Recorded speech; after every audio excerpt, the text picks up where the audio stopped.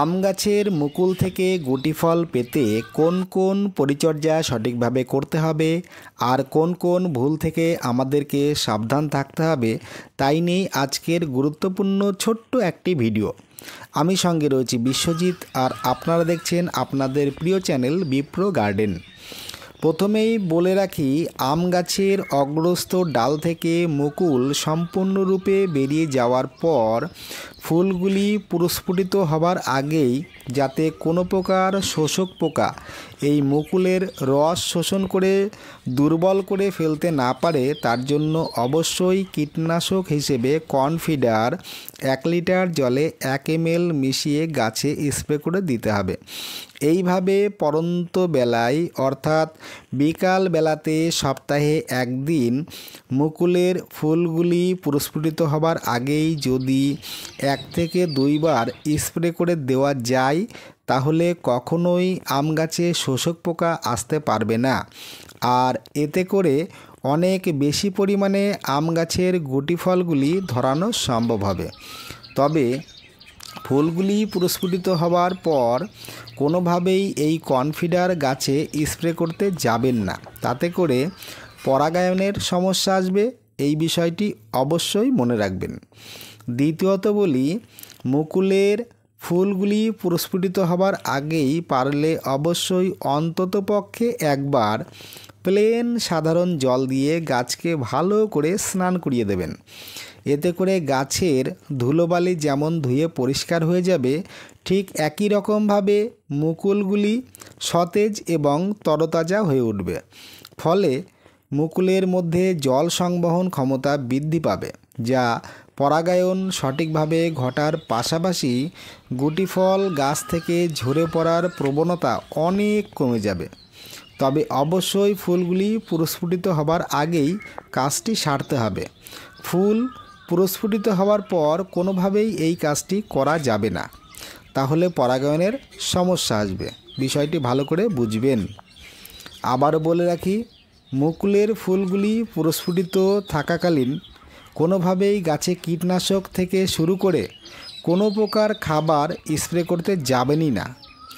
এবার বলি, গাছের মুকুলগুলি লক্ষ্য করবার পর যদি দেখা যায় যে ছোট ছোট গুটি নজরে পড়ছে, তখন 1 লিটার জলে 2 গ্রাম যে কোনো একটি কন্ট্যাক্ট ফাঙ্গিসাইড ভালো করে মিশিয়ে সপ্তাহে 1 থেকে 2 দিন করে মোট 3 সপ্তাহ পর্যন্ত স্প্রে করে রাখতে হবে।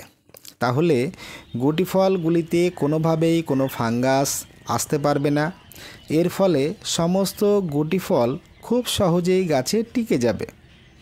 এবার বলি, গুটি ফল যখন মটরদানা সাইজ হবে তখন গাছের পুষ্টিগত চাহিদা পূরণ করতে হবে এবং গুটি ফলগুলিকে শক্তিশালী করে তুলতে ব্যবহার করতে হবে ভিটামিন হিসাবে মিরাকুলান। এই মিরাকুলান 1 লিটার জলে 1 ml ভালো করে মিশিয়ে খুব সকালে নতুবা পরন্ত বেলায় গাছে ভালো করে স্প্রে করে দিতে হবে। এই স্প্রে করার কাজটি সপ্তাহে 1 দিন করে মোট 3 থেকে 4 সপ্তাহ দিতে হবে। এর পাশাপাশি যে কোনো একটি মাইক্রো নিউট্রিয়েন্ট ঠিক একই রকমভাবে 1 লিটার জলে 1 ml ভালো করে মিশিয়ে সপ্তাহে 1 দিন করে পরন্ত বেলাতে মোট 3 থেকে 4 সপ্তাহ পর্যন্ত গাছে নিয়মিতভাবেই স্প্রে করে রাখতে হবে। তাহলে গাছের প্রতিটি মটর দানার মতো গুটি ফলগুলি খুব সুন্দরভাবে সেট হবে, যার কারণে গাছে কোনো ঝড় বৃষ্টি হলেও ফলগুলি খুব সহজে ছিঁড়ে পড়ার ভয় থাকবে না। এর পাশাপাশি বলি, গাছের মটর দানা সাইজের গুটি ফলগুলির বোটা যাতে খুব শক্তিশালী হয় তার জন্য 15 দিনে একবার বুস্টার 2 1 লিটার জলে 1 ফোঁটা ভালো করে মিশিয়ে ঠিক একই রকমভাবে 3 থেকে 4 বার ব্যবহার করতে হবে। এবার বলবো, গাছের মটর দানা সাইজের গুটি ফলগুলির গঠন যাতে খুব ভালো হয় এবং গুটি ফলগুলির মধ্যে যাতে কোনো প্রকার কোনো পতঙ্গ ডিম না পারে, অর্থাৎ আমগুলি যাতে লার্ভা থেকে সুরক্ষিত থাকে তার জন্য যে কোনো একটি কীটনাশক অবশ্যই গাছে নিয়মিতভাবে 10 থেকে 15 দিন অন্তর গাছে স্প্রে করে রাখতে হবে। তার পাশাপাশি অবশ্যই বোরন 1 লিটার জলে 2 গ্রাম ভালো করে মিশিয়ে 15 দিন অন্তর অন্তর মোট 4 থেকে 5 বার গাছে স্প্রে করে দিতে হবে। সবার শেষে বলি, গাছে মুকুল আসার পর অবশ্যই জলের ব্যবহার সঠিক মাপে রাখতে হবে। অর্থাৎ ফুলগুলি প্রস্ফুটিত হবার আগ মুহূর্ত থেকে মাটি অত্যাধিক ভেজা অবস্থায় না থাকে সেই বিষয়ে নজর রাখতে হবে। কারণ ফুলগুলি প্রস্ফুটিত হবার সময় মাটিতে বেশি জল থাকা মানেই ফুলগুলি সব ঝরে পড়তে পারে। বিষয়টিতে অবশ্যই নজর রাখবেন।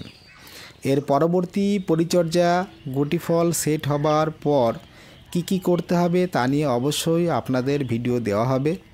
তাই এই রকম নিয়মিত বিভিন্ন প্রকার টিপস পেতে চ্যানেলটিকে সাবস্ক্রাইব করে সঙ্গে থাকবেন। আর শেষে বলি, কোনো প্রশ্ন থাকলে অবশ্যই কমেন্ট বক্সে লিখে জানাবেন। ভালো লাগলে একটি লাইক দিয়ে অনুপ্রাণিত করবেন। তাহলে পরের ভিডিওতে আবার দেখা হচ্ছে। সঙ্গে থাকবেন। নমস্কার।